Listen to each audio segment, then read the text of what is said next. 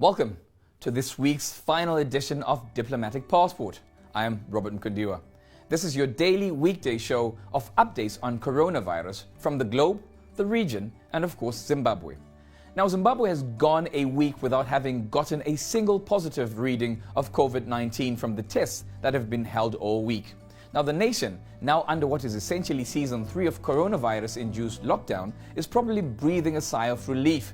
And yet, there are some who are still terribly skeptical of the results and are thinking the Southern African nation is massaging the figures.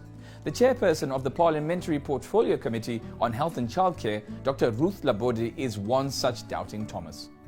Now, that curve should be worrying us more than anything else, especially when cases are going up in Zambia, they are going up in Mozambique, they are going up in South Africa.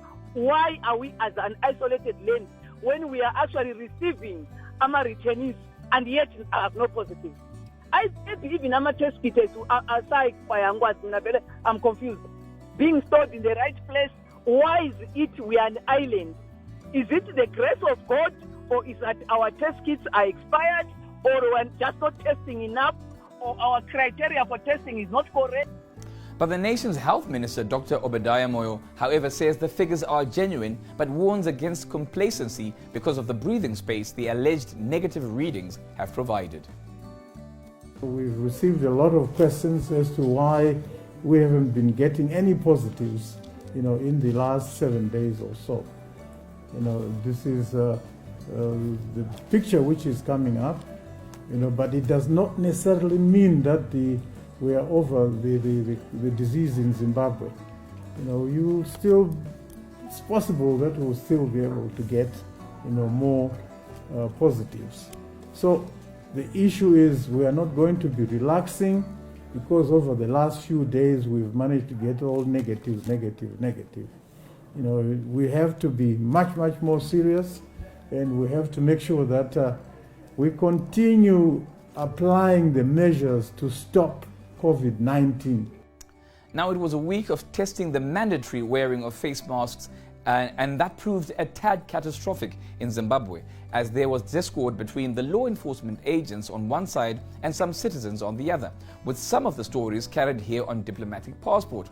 But if wearing face masks was hell, the increase in people getting into the city in the freer so-called Level 2 has bred an even greater transport crisis. In the stringent Level 1, the transport provider, the Zimbabwe United Passenger Company, ZUPCO, was struggling. In Phase 2, the wheels certainly came off.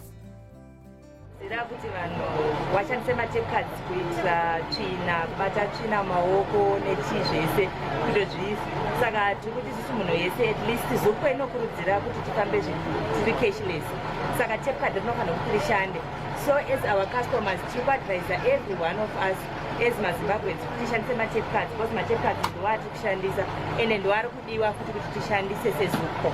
Tatambudzika fanaka sedziva resecond station tasvika pana 10 tiri kubva kuzvipatara nevana vari kurwara, iyozvi takangovatakura vaakutonyanya kupisa zvokuti tinoshaye todzokera kupi nenyaya yekushayika kwetransport. Nokuti transport ikawanda ndokuti vanhu vatochi vafambe mune zvakanaka. Ndozviri kunesa Paris. Certainly, the authorities have to step up their game going forward in terms of providing transportation for people, as more and more people are now allowed to freely travel. As one who hates the bureaucracy of logistical nightmares, my personal view that this season of lockdown should have remained as Level 1 are given something of credence. The failure to maintain the policy that all who start work have to be tested, which was changed yet again, is evidence that this Level 2 was not smoothly crafted from a policy perspective, hence the repeated tinkering with the decisions.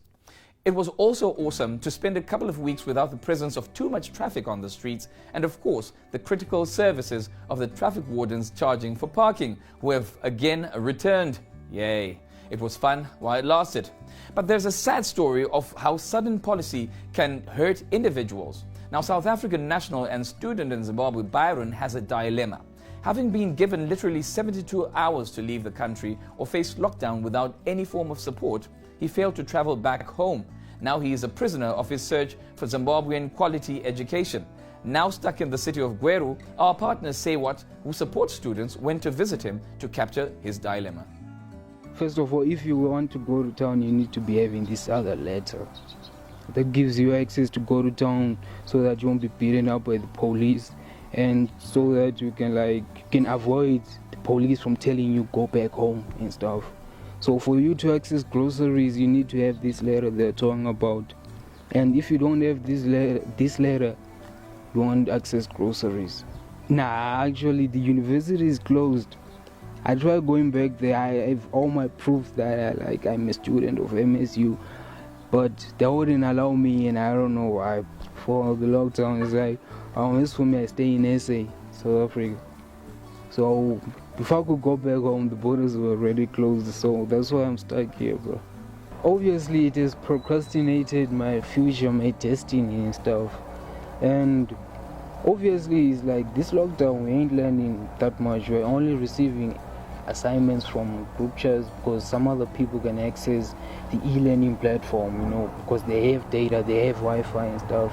But I do know it's for me, I can't access those. So learning through assignments, I don't consider that to be useful because I don't even have the Wi-Fi at the moment or the data so that I can research about those things. And some of the things we are being given, we have never learned about those things before. And we don't even have any notes, any source of references for us to answer those things.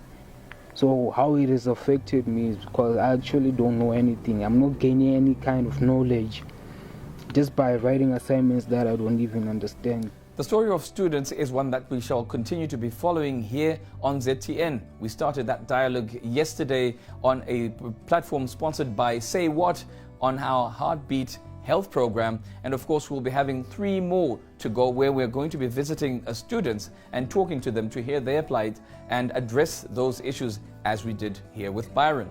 Now here's a Friday story that will at least make you happy to be a Zimbabwean in Southern Africa. At least you can still hop to the supermarket for a pack of fags to smoke and a couple of beers to drown in.